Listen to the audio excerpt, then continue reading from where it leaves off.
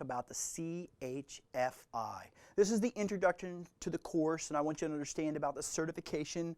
I want you to understand what we're going to talk about, and also kind of what you need to make the CHFI work out for you. So we need to talk about the certifications that are out there, because for forensics investigation, this is kind of wild, wild west territory. So remember, forensics is about the preservation of the data, extracting usable information, and interpretation of the potential evidence. Normally, when we talk about forensics and you watch a TV show, they talk about scraping bones, they talk about tissue samples, they talk about fingerprints.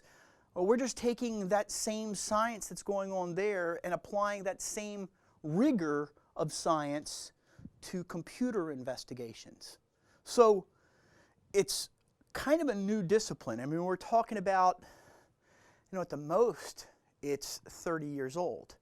Not only are we talking about a new discipline that is not standing still, but the rapid pace of mobile presence and also mobile phones and smart devices really changes this game over and over and over again for us. So we have to be prepared. In the 80s and the 90s, what happened was they realized that law enforcement needed something. They needed some direction to say, how do we know that this person should be working on this information?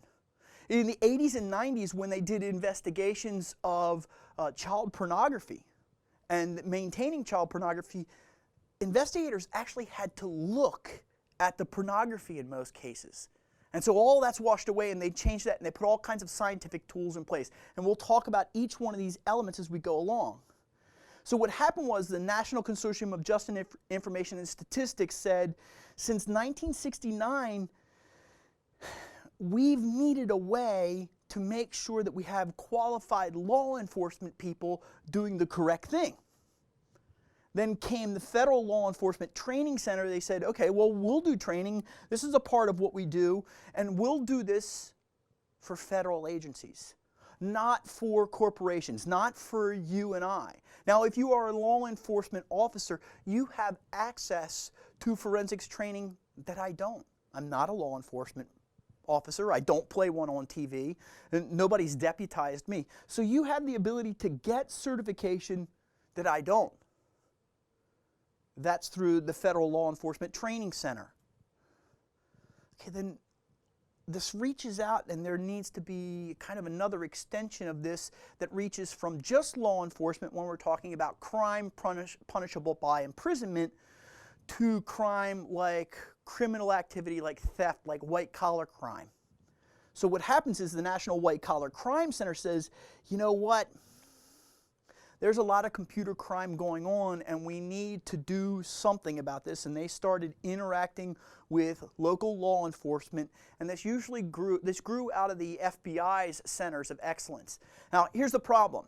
If you call the FBI and say, hey, somebody stole my identity as an individual, and you recall them to do that, they have so many cases that are coming to them that they can't afford to pay attention to you. And it used to be the threshold, if you went to an HTCIA meeting or an InfraGard meeting, it used to be that the hinted threshold, and nobody's ever published this, but usually the mark in the line was, is there $1 million at stake here or more? If so, then that usually meets the threshold of requirement where we can put investigators on this to make them work out.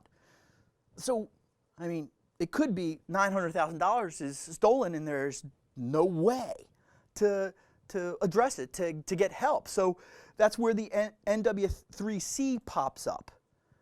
In 2008, so now we're getting kind of close to what we're doing here, the American Academy of Forensic Science created this new section. So these are the guys, the AAFS, these are the guys that are, digging up bones like you see here. And they said, you know what, we need a separate division for forensics for computers.